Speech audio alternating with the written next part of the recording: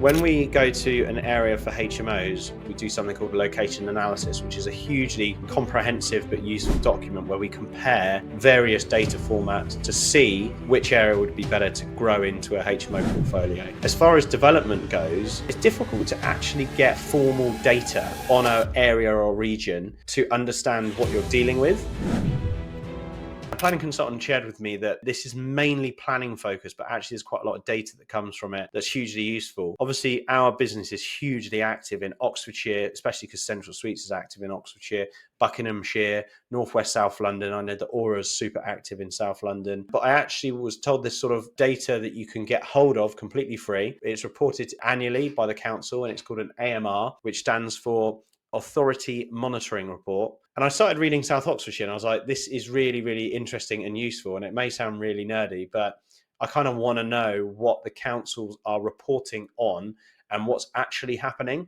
And I was amazed that I've never even heard of this before. So I'm in the region typically of South Oxfordshire. It's where a lot of our HMOs are. Obviously, this is 2022 to 2023 report, and they should have released 23-24. It's basically a report that the council have to report into national for probably framework review and performance review, but also public knowledge. Even just if I would employ you to do one thing off the back of this, just go on to page 10, which is the key statistics of your local area. And I think it's super useful. Obviously, if these are freshly reported, that's going to be absolute gold dust for you. And I actually think that these markets don't really change that quickly. So even this report is probably fairly useful. But it goes through to talk about introduction. There's planning framework section, there's neighbourhood plan section, there's duty to cooperate, South Oxfordshire local plans, so it goes through the overall strategy, the various different areas, any big projects that are mentioned, such as Culham Science Park, which is really near a lot of our HMOs, settlements and houses, so they go through various different policies and strategies, obviously very planning heavy, employment. So this is not only the amount of distribution of new employment land, this is range, size, mix, employment premises, retention, development in rural areas, tourism, caravan and campsites, retention of visitor accommodation.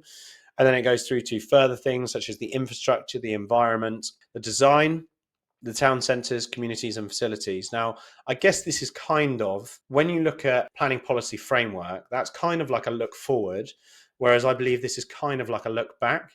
Sorry to interrupt. If you are tuning into this, love the idea of investing in or developing property, you have at least £50,000 cash, but don't have the time to deploy it, then why not consider investing in one of our XP projects? We're always raising more investment for our property pipeline, so head over to our website and register your interest to work with us now.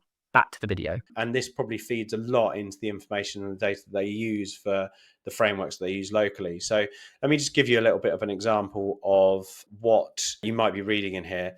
Key statistics in here. So there's a consensus to talk about the population and also what took place during COVID-19. It talks about the population changes in this borough and the areas that saw more growth. It's even talking about the age demographic within that area and how many people are employed and whether that's gone up or down recently. They're talking about the sort of household sort of demographic. They're talking about the number of people that qualify in that district, including total population. And obviously it references a lot of things that you may, if you're in planning, look at, like the local plan. It's like a really, really useful report. And it also talks about milestones and achieved documents that follow and support the local development plan. It even talks about the revenue received in civil costs, other documents that are useful looking, super interesting to read through. And I think if you're very active in an area, you can take a look at it. And this was one of my favorite pages, actually. So this map, which you can see, is the neighborhood planning status. Obviously, because this is produced by the council, the more you zoom in, the more blurry it gets and their quality is terrible. But you can actually see where the plan preparation for submission, plan made, independent examination, plan review, where it is at for every borough, which is super interesting. And it actually breaks it down because all of these areas are in South Oxfordshire. I live in Henley-on-Thames. We're very active in Abingdon. So you can kind of see the individual areas that specifically fall under this gap. Now, there are actually talks about Vale and South Ox merging together, but you can kind of see where everything is at. And also, if you've got a development site in these areas, this is stuff that planning consultants will know off the bat, but you being potentially like us, you might not know where the actual neighborhood planning status is at for that particular area. But yeah, all useful information. And I kind of feel like it's, to an element, it's exposing them a little bit, the councils, but enhancing our knowledge. And here you go. Annual requirement of completed homes that they're hitting to target is 900. They have actually had a few years that have hit their targets, but you can see here back end of this year, they are almost 17 houses behind, not factoring in that 900 homes is still a target for the following year.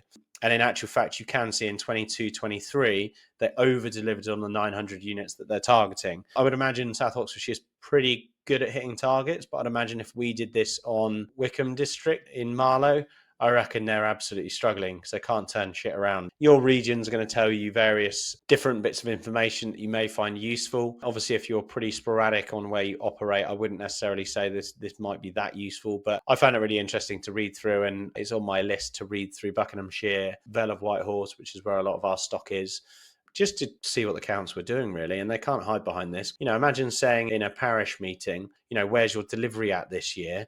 You're rejecting this application for 2 additional units, but you're not hitting your targets. It's got really strong weight to punish the council. If you got value from this video, make sure you click the subscribe button down below and ring the notification bell, because we release 1 video at least every week, so be the first to get notified. See you on the next one.